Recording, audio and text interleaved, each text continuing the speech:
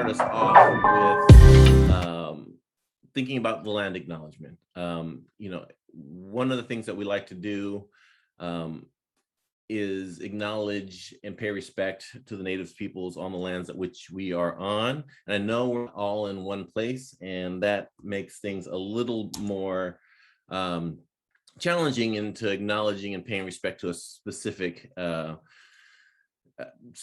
groups of people. But in order to do that, what I'd invite you to do is maybe by way of the chat, introduce yourself with your name, your institution, and by sharing and naming the indigenous people in the regions that you are in. Drop in the chat a native lands website, a lot of valuable information. And because this session or these sessions are about accountable practices, instead of reading the Land in San Diego, I thought I'd read the Land Acknowledged purpose statement from the Epistemic Justice team. I feel it's appropriate to make sure we tether ourselves to purpose. I know we do a lot of the readings of the land acknowledgements, and I don't ever want them to become, a routine, something that we check off a list. So this for me is always a reminder.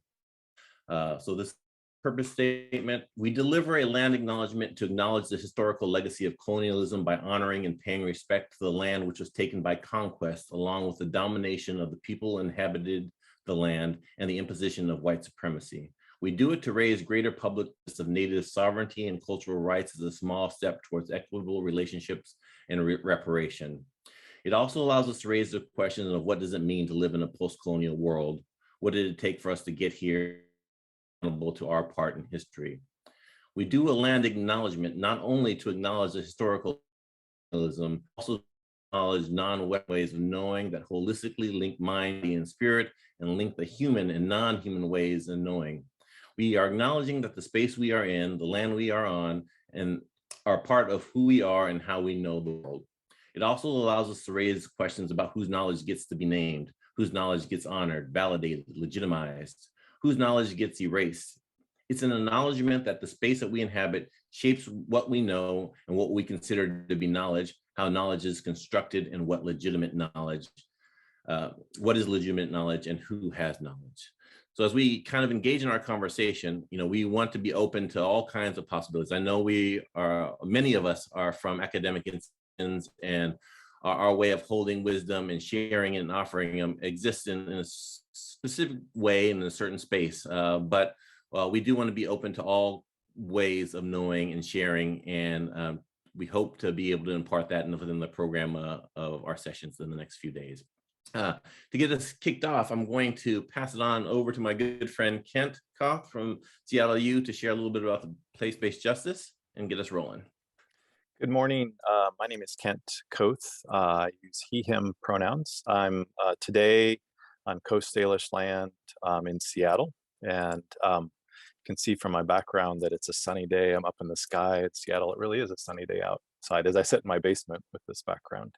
But just want to welcome you all here today. I particularly want to thank John for your leadership of both our overall place-based justice efforts, and particularly this institute, and then also so many who serve on the committee. So just want to do a little bit of framing of both today's topics, today's agenda, and then the history of the network. And then John's going to do a little framing of the institute, and then we'll move into our morning plenary conversation that I'm quite excited about with Nadinne Cruz, a colleague and mentor of so many of us. So as just a little way of a background, and we'll be sharing some of the slides here as we go. Today and each day, the structure of our days begins with a welcome and plenary, what we're calling a core dialogue session, which we hope will lead to sort of provocative ideas, ways of sort of thinking of our work in different contexts that may push us a little bit out of our comfort zone and into greater dialogue with each other. The day then is structured in a way where we're we're able to make sense of each of the core dialogue sessions in small groups with each other. That's at the 11:30 hour. We do have what I'm quite excited about are the Burst of Brilliance sessions, short sessions that are highlighting particularly significant practices, ideas, concepts from the work of place-based justice. And then we end each day with an exploration of specific topics in small groups. And I know today we'll be looking at the impact of COVID on our work and a blending of both individual experiences and our collective institutional experiences. So that's just a little bit of framing of today. I wanted to then describe the purpose of the network, the history of the network. So this network came about through organic nature of people gathering, starting in 2014, with teams from universities gathering to share ideas about the approach of place-based community engagement as a tool to impact change in our work. We draw upon a definition of place-based community engagement that surfaced from some research that a colleague, Erica Yamamura from Seattle University and our College of Education and I developed several years ago. The definition of community engagement we draw upon is a long-term university-wide commitment to partner with local residents, organizations, and other leaders to focus equally on campus and community impact within a clearly defined geographic area. I think a couple of key things there is the equal emphasis on campus and community really is something that is different for our whole field. Often we're focusing more, sort of 80 to 90% of the emphasis is on the campus or student learning. And the other component I think of that definition is the working to co-design and working with our community at large in university-wide efforts. What I would say though is the purpose of the network really became clear in 2018 when a small group of individuals who had been coming together for these yearly gatherings gathered together to talk about, well, it's fine that we have this tool of place-based community engagement, but for what ends? For what's the purpose? And that is what then evolved as the Place-Based Justice Network is committed to deconstructing systems of oppression through the tool of place-based community engagement. And you can see the values that are here on the screen that were developed at that time. And what I have appreciated since 2018 is the evolution of our work to be thinking more around particularly anti-racist methods and a commitment to racial equity, significant critique of our work as a field, which is what we're going to be exploring today, and sort of a critique of how we operate within our institutions, as well as a real value on connecting with each other in small groups, which is what's present today in the agenda. I so wish that we were in person, and at some point in time, I'm hopeful that we will be. But the nature of our virtual gathering today hopefully will allow us a chance to connect with each other and understand each other's stories and what brings us to this work. So that's a little bit of the history. I'll turn to John for some framing of how that history fits into this particular 3-day gathering. Thank you, Kent. And I think, what you offered in terms of our values and our mission is directly aligned with the intentions for our time together. As a Summer Institute, I too wish we were in person. My experiences with the Summer Institutes have always been opportunities not only to connect with each other, but to really challenge ourselves and our field in doing this work. And we wanted to continue that tradition with the virtual Summer Institute. And you'll see on the screen there the list of the intentions. And the one I wanted to kind of focus on, they're all very important. And I would encourage us all to, as we go through the next 3 days, to stay linked and tethered to these intentions. Because sometimes I think or I'll just speak for myself. So I know sometimes I get lost in the moment and want to move myself in a direction that validates or gives me opportunity to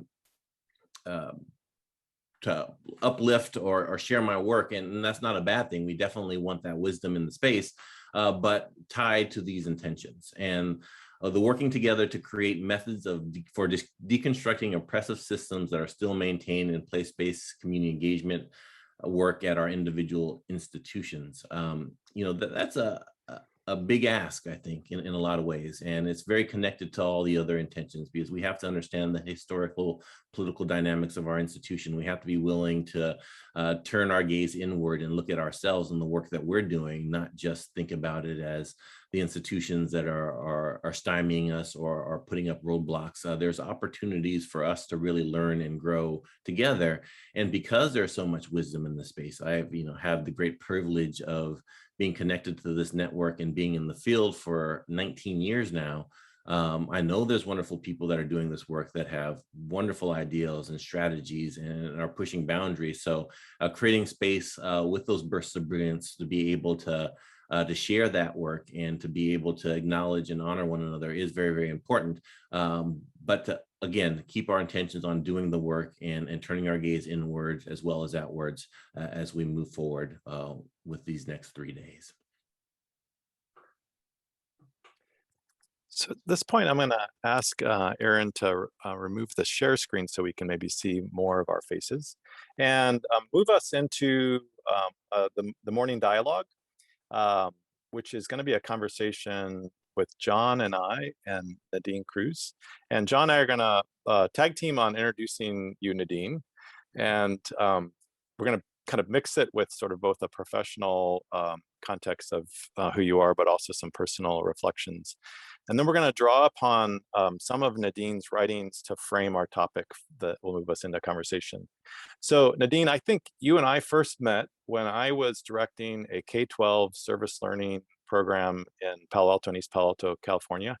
I was leading a service learning activity for second graders, and your daughter was a second grader at Ohlone Elementary School. I can still vividly remember it was a measurement exercises of rice and measuring rice that would then be put into small containers to be delivered to a food bank. And it was sort of a mixture of math and understand our social systems. Fast forward then about 5 years later, you and I had a chance to co-teach a course on the ethics and ethical and effective community engagement and public service. And I just want to say co-teaching might be a sort of a different way of saying, I think I was being mentored by you, as you have mentored so many. And then finally, on a very personal note, my spouse, Ling, and I met through our work at the Haas Center when you were there. And I still remember sitting in your office with Ling and you making observations about sort of my tendency to be more of an extrovert, her tendency to be more of an introvert, and how that sort of plays out. I think you were counseling us we were going to be co-leading an activity together, but you were also offering us some life wisdom. Nadinne, you have been executive director of the Higher Education Consortium for Urban Affairs. It was based in Minnesota. You then worked at the Haas Center in a deputy director role and then a director role. And then for many years, you have been a widely recognized consultant and speaker that I think has brought a loving critique of our field. So welcome. I'm going to turn to John for an introduction as well, and then we'll move into framing our topic. Thank you. Kent. Yeah, my experience with Nadinne is I think very formative for my career. When I first started at USD, we had a wonderful director named Elaine Elliott that really thought community engagement could be more than it was. And in order to do that, she had our team, was myself, Chris and Ivy, and she do a little tour of the best centers for community engagement that she thought. And we had some wonderful conversations and wonderful engagements as we went up to the Haas Center. And at that time, I had just come out or recently come out of the Peace Corps and had a really complicated relationship and ideals around what service was. And I was put into this new role where I was supposed to do it in a new way. And I had just read Ivan Illich's To Hell with Good Intentions. And I didn't know, if this made sense. And I remember Nadinne and I having a conversation just about the relationships in this work, and for me to anchor myself to the people that I was meeting, the communities that I was working in, it put so much wind in my sails to enable me to kind of press through, but not just focus on the relationships, focus on what the relationships brought up, and help me be critical in ways and authorize me to use my voice when I didn't think things were wrong, because she was doing it as a woman of color in this field, naming what she was naming, challenging institutions. And I felt like if she can do it, and she, is writing about it, there was things that I could use to support and substantiate. It was just so much that she offered personally and professionally, academically and emotionally, I think for me, more than she probably even knows. So I'm very excited to have this conversation. We've met a few times just in preparation of this conversation, and I wish we could have recorded all those prep sessions, because I think there's so much wisdom that Nadinne has to offer, and I'm very much looking forward to starting this conversation. Thank you, John. Thank you. So Nadinne, we're going to start by reading just 3 paragraphs from an interview that was sort of documented in a chapter a number of years ago, as a way of positioning the 3 of us, putting us into conversation with each other. And for all of us who are gathered here, it's a bit of a fishbowl conversation, but it's exploring how we're connected to our field and how we're connected to our institutions. That's really the theme of today. And where are the sort of prophetic edges of how we want to move our field and our institutions? So John, maybe if you want to start by reading the first paragraph, I can go to the second one, and you can round out the third, and then we'll move into conversation. Sounds great. In the early days of service learning, to the annoyance of some of my colleagues in the field, I would add my voice to the harsh criticisms of service and would take issues publicly with what I consider to be a colonialist-laden practice. My objections notwithstanding, I chose to ally with reformist-oriented academic leaders who felt that service learning pedagogy held much promise for a progressive education agenda in the tradition of John Dewey, or for the more radical left, in the spirit of Paulo Freire's call for a liberatory education. I joined with those who shifted away from more political activist endeavors out in the community towards and inside the system, focusing on process for institutionalizing a service learning pedagogy. I did so because I agreed with colleagues who concluded that a community-oriented practice of teaching and learning outside the curriculum, no matter how hardworking and committed the individuals who engaged in it, would make the effort episodic, less effective, and therefore vulnerable. Hence, throughout the 1990s, there was a concerted effort among academic reformists to move a variety of individual teaching efforts to change the world from a location at the periphery toward the core of the academy. How? By way of a Trojan horse, service learning pedagogy. This was a strategic choice based on the reasoning that one could hope to succeed in institutionalizing a pedagogical approach or practice, such as internships, cooperative education, field study, and study abroad, but not a particular action whose political orientation could be suspect and contested, notwithstanding the fact that most of the action was no more threatening than philanthropic community service, or a term used pejoratively in certain circles, volunteerism. I suspected that notwithstanding friendly get-togethers, some of my colleagues wished I'd go away. I felt a sense of isolation as I pursued my own self-imposed task to calibrate my oppositional views within the field by whatever name it would be called, depending on the campus or gathering, according to my sense of its level of institutionalization and its capacity to absorb criticism of the loyal opposition. Looking back, I see that I lost my way. I write these memoirs as an exercise in recovery. I don't know where it'll lead. I am settling into speaking in circles and telling stories as they come to me. I am not digressing. I speak as I read who we are here and what needs to be said given the moment and the people. So it never ends up to be a straight line kind of story with a typical beginning, middle, and end. After all these years, I hold on to the phrase in Leslie Mormon's Silko book, ceremony, where somewhere in there is a phrase that sticks to me. Let the story unwind like a long thread. And we hope this story starts to unwind further with this conversation. Thank you so much. Writing has been my worst enemy. So thank you for putting out there what took a lot of blood to put onto paper. But magandang araw po sa inyong lahat. I just said in Tagalog, good day to all of you. And I am in Long Beach, California, which has been the home for thousands of years by the Tongva, also known as Gabrielinos. So I feel more at home with this group. For one, I'm shocked that there is a group that has justice in the name, and it's in higher education. And I am so proud of all of you that you're organizing into a network. And the place, which is not a physical geographical location for this network, I was thinking at first, well, they're not in a neighborhood, they're not in the same state, they're not, I think, all in the United States either.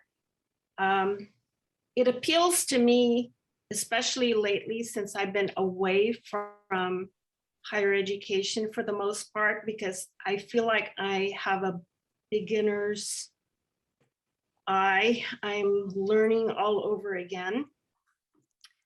I'm thinking that maybe our place is to be citizen of homeland Earth. And I just want to start out with a little bit of a story about how I am learning and what I have so far learned from it that might be useful for this network. Lately, I have been focused on two things. One is raising monarch butterflies. It is my little tiny dent in homeland Earth. I understand they're endangered species, especially the Western monarch butterfly. The Eastern monarchs migrate all the way to Oaxaca, Mexico. The Western ones tend to roost and overwinter in the coastal cities or coastal towns of California. But as you know, because of climate change, a lot of the fires and habitat destruction have put the Western monarch butterflies almost to the edge of extinction. I think they have plummeted by 90%, 90. So I have been doing that, and I have discovered that doing just the raising of monarch butterflies requires that I become a farmer to raise milkweeds. And they have to be staggered plantings to align with the life cycle of the monarch butterfly. And then I discovered that certain tropical milkweeds, which are not native species, cause damage, according to certain people, to the monarch butterfly life cycle. So it is a hot debate among those who raise monarch butterflies, whether you should have any tropicals, you should cut them down, and you should only plant native. So the long and short of all this is I have been on several social media networks for those who are interested in milkweeds and monarch butterflies. And lo and behold, I got kicked out of one of those groups. And the reason why I got kicked out was they said that by posting an article about the destruction of monarch habitat in order to build part of the wall between the border of Mexico and Texas, that I have become political, and raising monarch butterflies should not be political. So I was shocked that at age 72, I got kicked out of a social media group because of posting an article. So that's one story. And the second story is, for most of my activist life, especially in my early days, I was mostly focused on being a soldierly, stoic, military style activist. I took a lot of pride in an identity of being very strategic, very analytical about the analysis of the political landscape. And so my beginnings was working with those who lost land in the Philippines, mostly peasants, who were kicked off land that they had been cultivating as subsistence farmers for hundreds of years. because somebody would show up with a legal document saying that they own the land, and often it would be agribusiness. So that my start in politics was about place, land, which transferred from people who used to cultivate it simply to eat to systems of ownership that were brought on by the Spanish colonial regime for 350 years, followed by 50 years in the United States. Okay. Long story short, I did not realize, except through a lot of silence and quiet moments with caterpillars, butterflies, and plants, that all through these years, I have actually been absorbing a lot of blows. Blows from an environment in which I always thought I was accepted as a colleague and sometimes loved as a friend, but that the systemic racism within higher education was so invisible and so steeped into my own DNA that I could not use my mind insightfully to understand that whenever I calibrated what I said in order to be strategic, as in code switching, that was in many ways 100,000 cuts of violation of myself. So every time I could not speak in a forthright way exactly what I thought, which in those days was as gentle as community-based service learning as opposed to just generic service learning. In certain circles, community-based instead of public service was considered too radical. And you couldn't even add the word justice in there. So in certain campuses, you could have justice in your work. In other campuses, you couldn't even have the word community in your work. So imagine my amazement and happiness to hear that now you have organized a place-based justice network. So I'm very gratified, but it also means that I'm working on a lot of connecting the dots between self-healing and understanding a larger environment of injustice within higher education so that I can begin to have a voice again in this work without a whole lot of anger, resentment, or a lot of modified presentation of self that is in many ways a violation of self. So I just want to bring up two things. Regarding the latter, this book, The Body Keeps the Score, I'm just now understanding that even unbeknownst to us, all these, I would call it sustained traumas over time that are not discrete events of even microaggressions, but are just simply an environment in which you accept such that the calibration of what one says is to make sure that politically the adjustment is made so that those in dominant places can accept and hear what you have to say. So the trauma is like sustained. And the last thing I want to say, and just return it back to John and Kent, is I just love from a book called Changing Tides, An Ecologist's Journey to Make Peace with the Anthropocene by Alejandro Fried, I'm not sure. And he says that we may not be indigenous to the land where we live, but we can follow the example of Plantago major. Plantago is the species name, a plant species that is naturalized, but not invasive. I thought I might just throw that out for this network since it has the name place at the beginning of the network's name.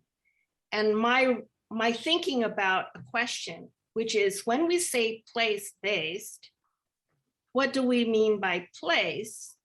And I understand from the book that Kent co-wrote with Erica Yamamura, there is a definition and a set of practices that defines it in ways that are different from other ways of being in a geographical space. But what I like about this book is, I think you might like it as well, is the whole point of the book is how not to be an invasive species. So I want to ask the question, how does higher education behave in spaces such that it is not an invasive species?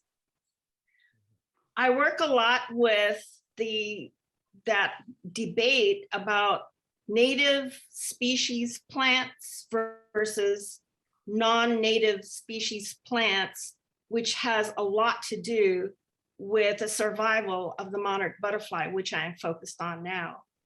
And so it just occurred to me that maybe we should ask the question, when we say do no harm, which is fairly generic, I think we can make it very specific. How is higher education institution like a college or university not behaving like an invasive species in the place where it's at? And I also like, just to end my remarks about that, he said, I can find it.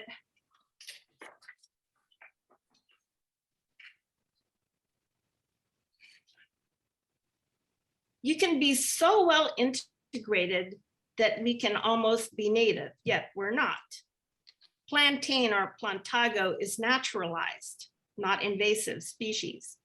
The term used for immigrants into a new country who pledge to uphold the laws of that specific part of the world.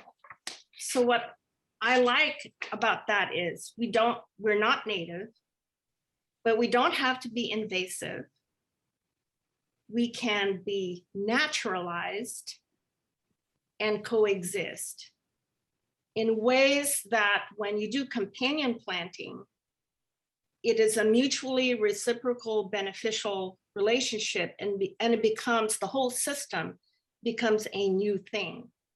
So I also like the idea that came from this book by a friend of mine. It's a brand new book, you should read it, Building Community Food Webs. And I was thinking also about place as a justice web. Like, how about if it's not just a geographical place as the primary thought, not that homeland Earth is not a geographical space, that building justice webs can be an intersection of that which is geographically physical space-based, but is also accounting for the fact that this place-based embodiment is the presentation of what actually exists in a global sphere. So as we know from urban studies, the place such as the city of Seattle is the physical manifestation of a global hub of many, many different systems.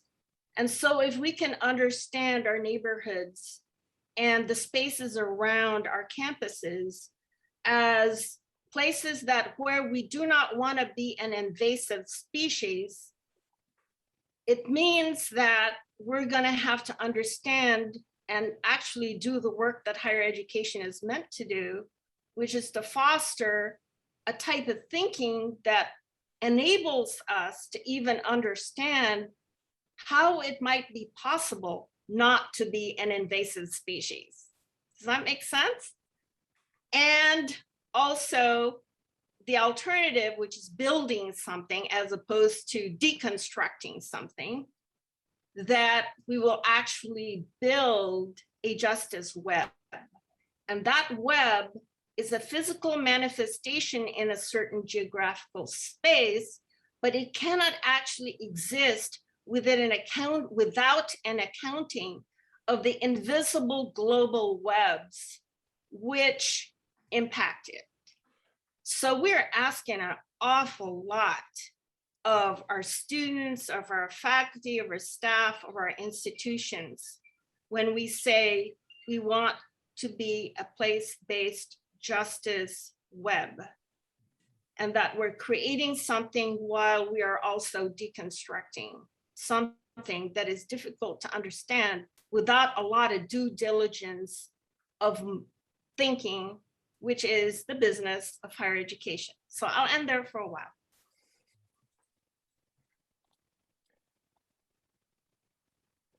Nadine, thank you so much. We're going to enter now into sort of a dialogue with John and I and Nadine. And first, I just want to express gratitude for your ability to weave in the natural ecosystem that you've been focusing on, of milkweed and monarch butterflies, and the interconnectedness of that study. And you and I were just exchanging just 2 days ago. I was sharing, oh, we planted a milkweed in our yard, and you were helping to understand the nuances for me of that it's much more complicated. That the metaphor that I have there then is that it's so similar to our work with community engagement, which is we sometimes with that sort of new eyes or a novice perspective come to something and see it as simple and not interconnected with so much. But as we move deeper into it, we see it how I think of the work of our place-based work in Seattle as understanding the ecology of a whole neighborhood, and how that calls for Seattle U to change in terms of how we look at the natural leaders that are in our neighborhood. They're not just surfacing from our institutions, like from our school district or from nonprofits, but it's the longtime residents and the scholars that we're working with in the neighborhood. But it's a shift of mindset and approach that, but I just want to particularly thank you for the sort of interweaving of your vocation, I sense, of being a farmer of milkweeds, and the links to our field. John, your reflections?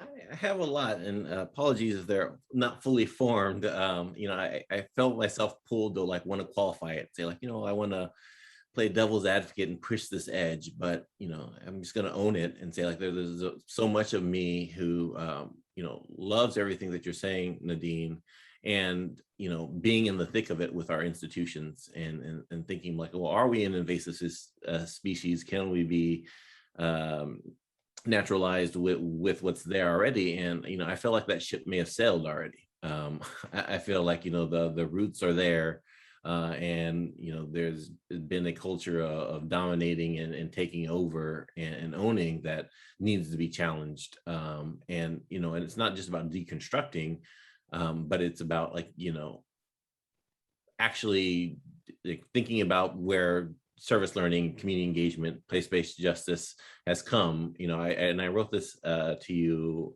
a little while ago, that all the things that you were saying, I feel like have been kind of embedded, like these name changes that I see existing, like using the words like justice, but sometimes I feel like we just use them and don't actually do them, because like to the point of your story, I think all roads lead back to politics in a way. Like there is a real political hamstringing that happens when you get to a point. Like, I can be working with the community. I think we use the word at USD joining, and not necessarily naturalizing. Like, how do we join with community and do this work together? And whenever we do join, that work always leads us to a power dynamic.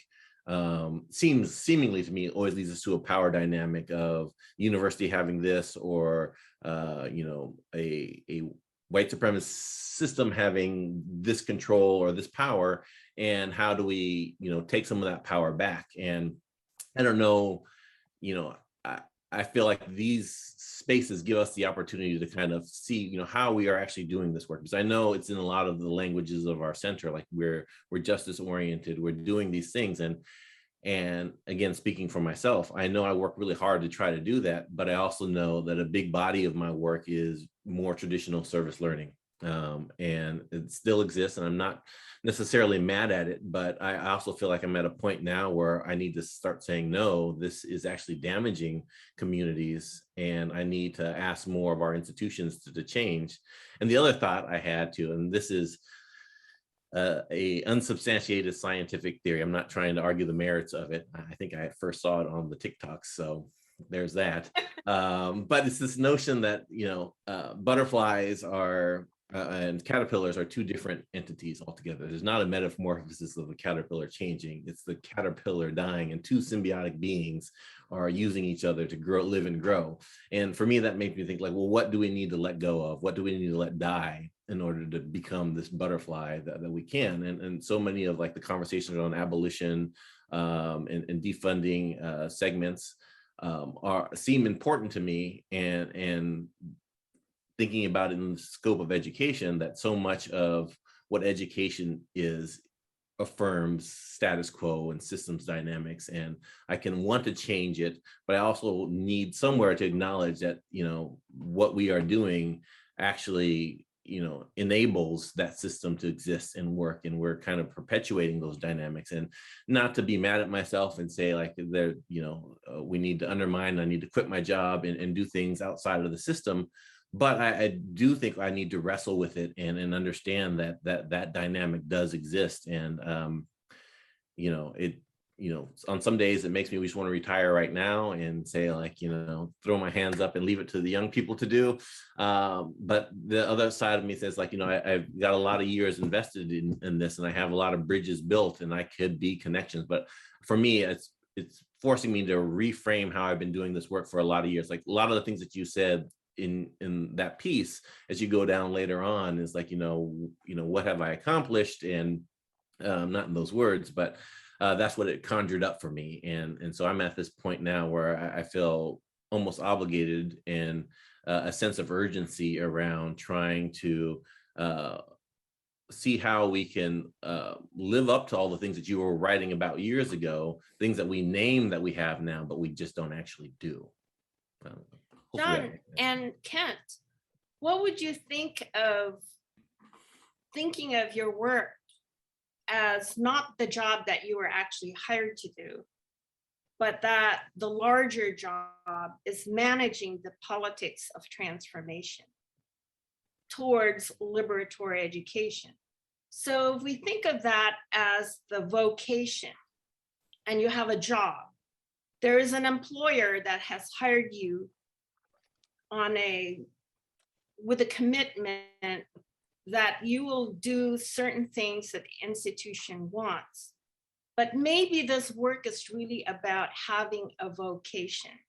And the higher calling is managing the politics of liberatory, justice-oriented education.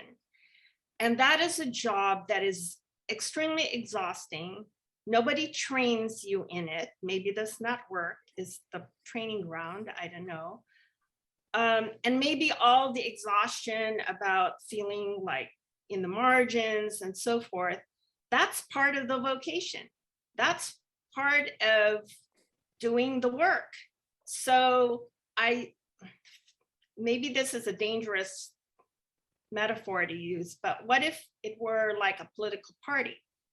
And this is a movement, and there are several political parties out there in the field.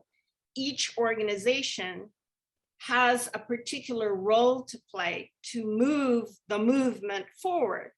So some are, let's just say, those who are proponents of service learning have a certain role to play in higher education, and those who have justice in its name has a certain role to play in higher education.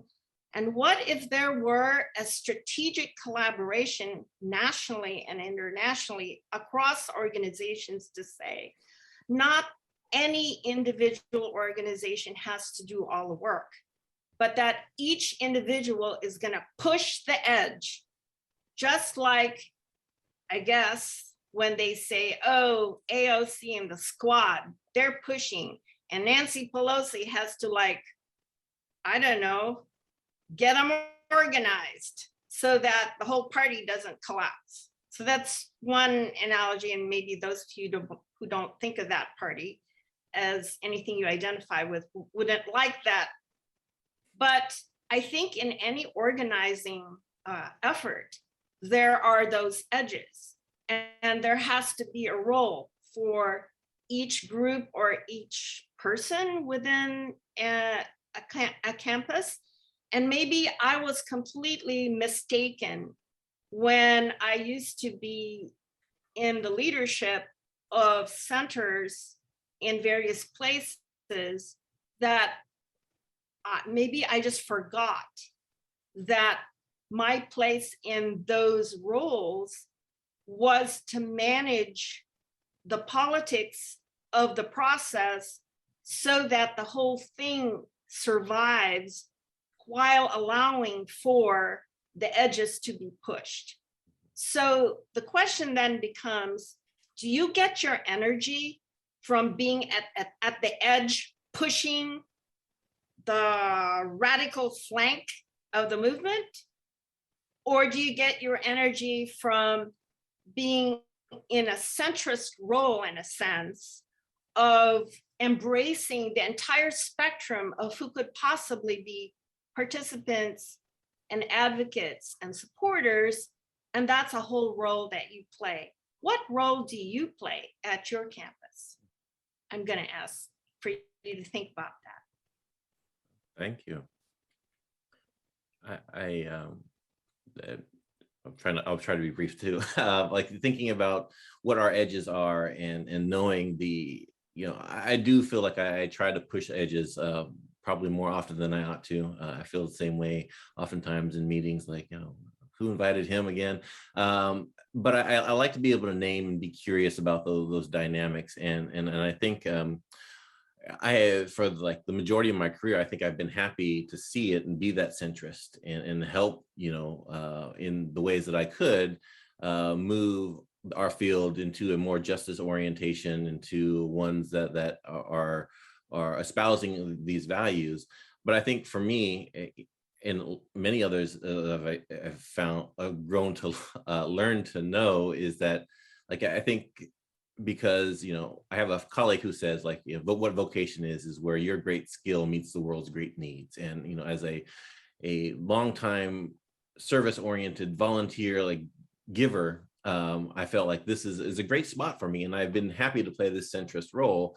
But I think in the recent years, like, the other thing I'd add to that vocation is where your identity meets that too. Because as a person of color in primarily Black and Brown communities that we're serving, I feel things aren't happening fast enough. We are continuing to perpetrate dynamics that are there, and it's, I think, more fired me up to say, like, we need to do something now. Like, I can't be in this centrist role anymore.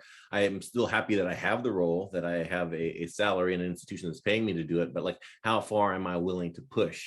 Because ultimately I see it as a power dynamic. Like, if you hold all the keys to wisdom, and you don't want to let them go, whereas I see wisdom coming from all these different places, and I feel like that's a way to honor what's naturally there, and to the naturalization kind of metaphor. But, like, how do we do that? And that's where I feel a little bit stuck, which is why I feel so grateful for the network, because I feel like it gives me a space to have these conversations. It may not always walk out, but, like, I feel like there's people that push back on me, people that take my ideals and process them. And these are the type of spaces that I think we need to be in so we can play those edges. Because like, I know the edges just don't manifest. You have to work them. So I feel like that's kind of where I'm at with it. Nadine, I appreciate the question of vocation and your reflection on managing the politics of liberatory justice education.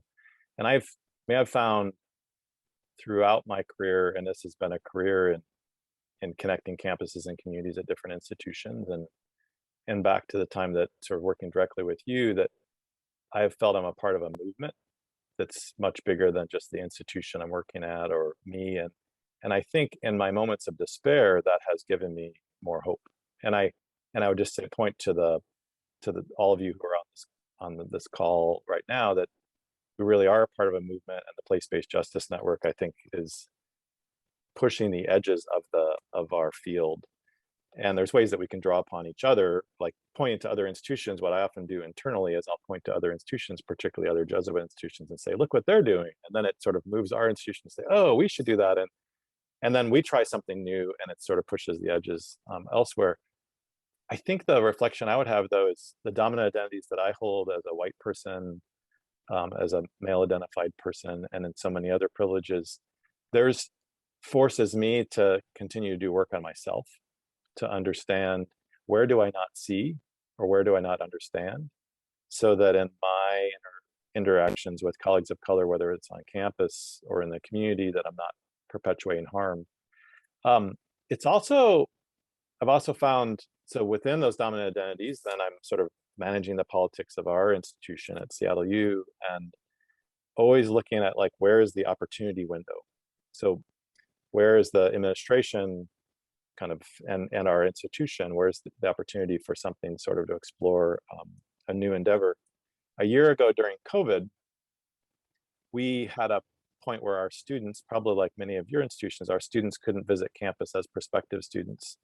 So a couple of us came with an idea of something that we want to do for so long, which is have a course about Seattle that would explore Seattle's contradictions. Really, it's justice issues. We use the words contradictions because it's maybe more of a code switching. It's code switching. So, but we create a course, a 2-unit free course, and we got it started within a couple months and offered it to 200 students last summer, that explored things like Seattle being a tech hub, and also families not being able to log into to use the sort of internet for their kids to go to school, and so many other contradictions around housing and our environment, and so many things here. What I have found to be, so it's been embraced by our institution because we want to be about Seattle. It does have a positive sort of message around enrollment, but it also is, it's unpacking the concept of community engagement as not necessarily always action, particularly as incoming first-year students. It's educating them about the context of where they're going to be. It's really, as I think of sort of the farming that you're doing, the milkweed farming, it's educating them about sort of milkweeds and monarchs and what's the context, so they don't come in like I did and plant like the one milkweed in my front yard. So it's sort of understanding the ecosystem before becoming the farmer. So I just sort of say that 2 different things. One is a constant work on myself, and I think of other white colleagues on this call, that sort of the work that needs to occur in unpacking and filtering the toxics that we've lived and perpetuated harm. And then also thinking then how to utilize and navigate the system. And I haven't ever thought of myself as a politician, but I do get a lot of energy from kind of navigating. It's like chess, like thinking 5 steps down the road, down the path, and thinking of how to maneuver. Yes. Thinking strategically, I think, is something that I have not really seen spaces for, a strategic national movement agenda, so that organizations come together to think about how might we take advantage of what is now a field of many organizations, many more than 30 years ago, and see that as a benefit rather than, oh, now we're competing in this larger field that has many more names and many more practices. But see it as what organization is strategically placed to keep moving a more centrist position in higher education on civic engagement, and which ones are positioned to push maybe a much more progressive edge, knowing all the while that all of it is one movement, not different ones, not one saying, well, the other one is wrong and we're right, but that we understand that this is a multi-dimensional political movement work in higher ed. And just because it's higher ed and teaching and learning and research doesn't mean it shouldn't have an explicit political strategic plan of action. Just like in a way, the Trojan horse idea of service learning is the Trojan horse, I think it was organic. But given the urgency of our times, I have a sense that we need to be behaving as if it really were urgent times. The destruction of democratic process, the devastation of homeland earth, the higher education at the precipice of being more a commodified production site as opposed to being a site of liberatory work. So those choices are all connected. And I think if we don't behave as if there's urgent work to do, we're going to just be doing the job, but not the work. And I think that's different.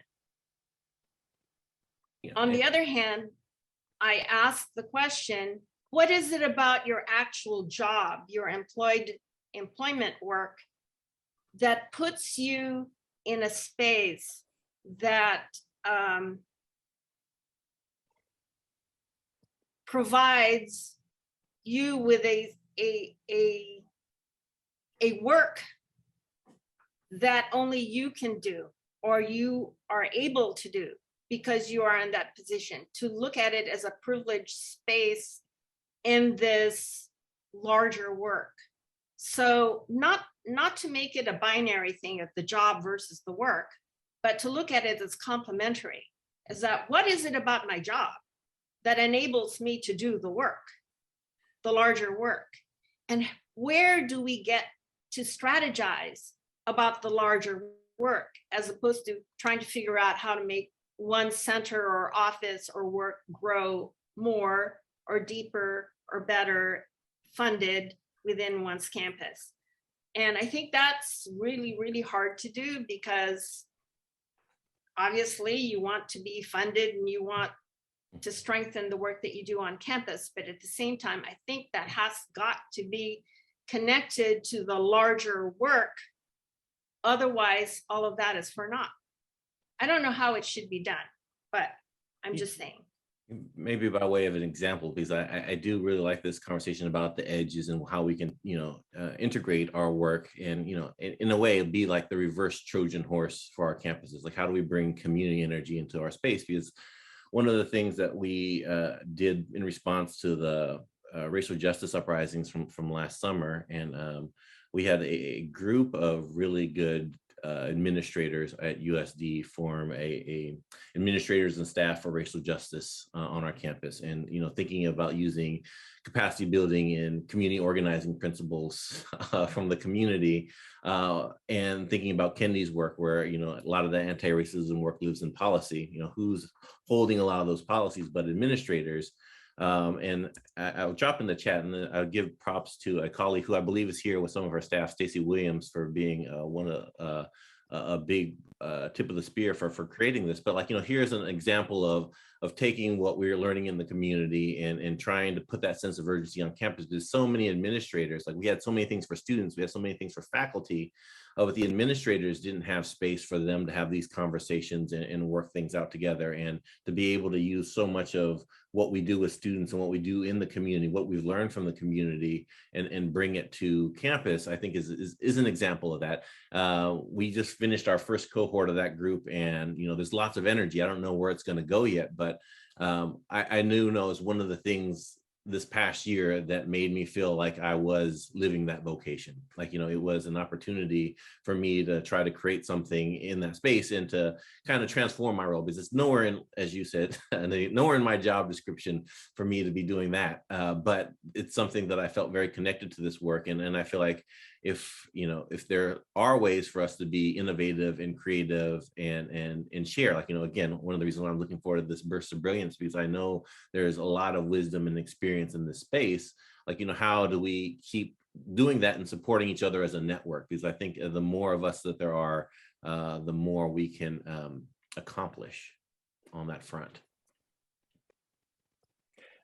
I just first want to thank those of you who have been offering comments in the chat, and want to encourage you to continue to do that, and let you know that we intentionally structured this where we wouldn't have sort of questions and dialogue with the larger group, because we have this opportunity coming up at 11:30 where we'll be breaking into smaller groups. Nadinne, I have a question for you. If you were to think back, so you are a wise mentor for so many. An old mentor is not necessarily wise, but old. I didn't say that. Okay. I said, I know you have good genes, so you're going to live to like 110. So if you were to go back and think of the roles that you've played and put yourself back 20 years or 30 years, what would your wisdom today tell the person that was leading at that point in time? What would you tell yourself, knowing what you know about our field, about sort of where we're at as a country and sort of a world context? Is there particular things that you would be thinking and wanting to offer guidance? The first thought that comes to mind is that I would have paid better attention and be more respectful of my well-being. That my physical health is connected to my mental and emotional health, and that deserves as much work as the work I put into doing the job and changing the world. And I thought of it as self-indulgent to focus on myself. But I think that if I had not been always on a fight, flight, freeze mode, kind of a sustained trauma throughout higher education, I would have, number one, recognized that higher ed is traumatizing. The work is traumatizing for people who don't naturally belong there. And to even just identify what that would require, not to behave as a traumatized person, that is something I would have changed. And I would have started practicing a lot of the physical things that I do now, including meditation, breathing, and so forth. I always ask the question, do you breathe? And of course, we all say, of course we breathe. Do you know how to breathe? We say, of course we know how to breathe. We're breathing, aren't we? But actually, breathing is a discipline. There is a way of self-regulation, so I am not consistently just fighting, fleeing, or freezing. And I wish I had known that 30 years ago. I would have been a much healthier person, and maybe my thinking would have been clearer. Maybe I could have written things so that it's recorded. I'm not sure. I think I could have done better work. I would have been more courageous. I would have taken even greater risks and not always reduced to tears afterwards. It's as if for many decades, I would go into the ring for boxing match and then come out, and then in my private space, I would just cry and sob and be a mess.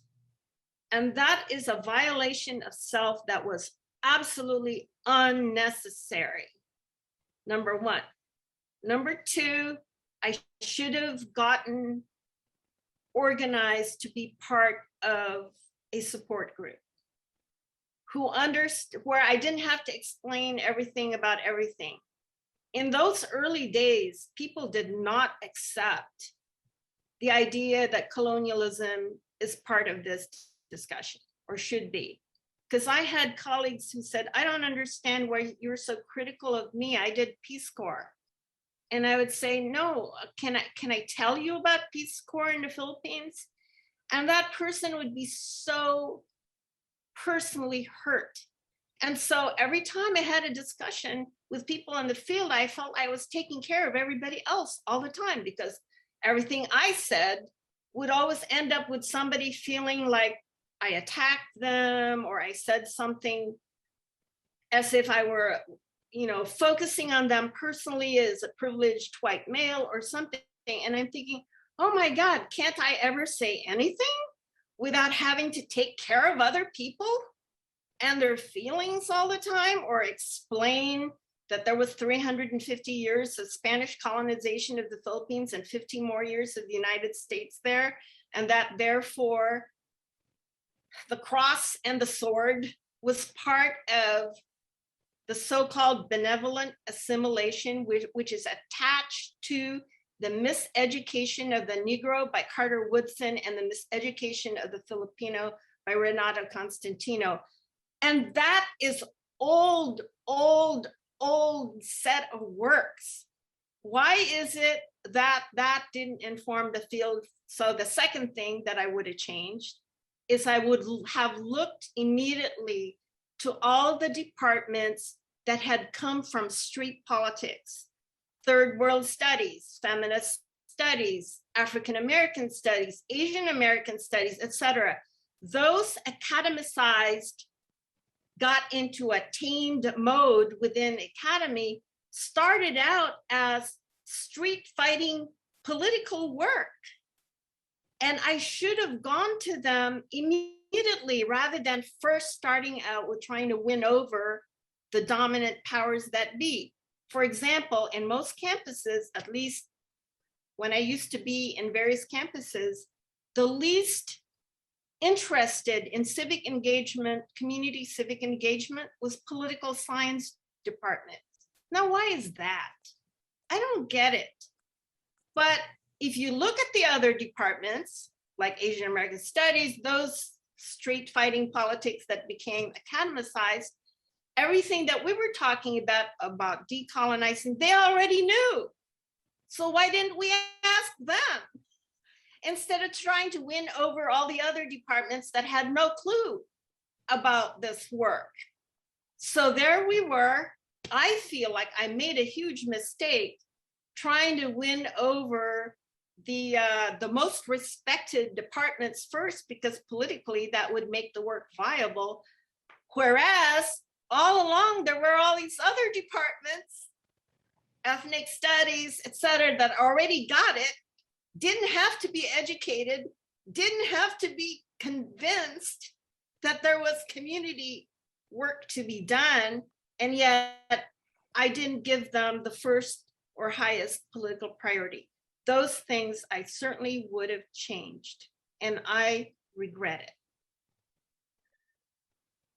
Nadinne, I just want to express gratitude for the blending of person and intellectual political strategy. Both your reflections on self-care and mental health and physical health, and then the thinking through of sort of the political strategy, and so much more in this conversation. We're going to need to pause here.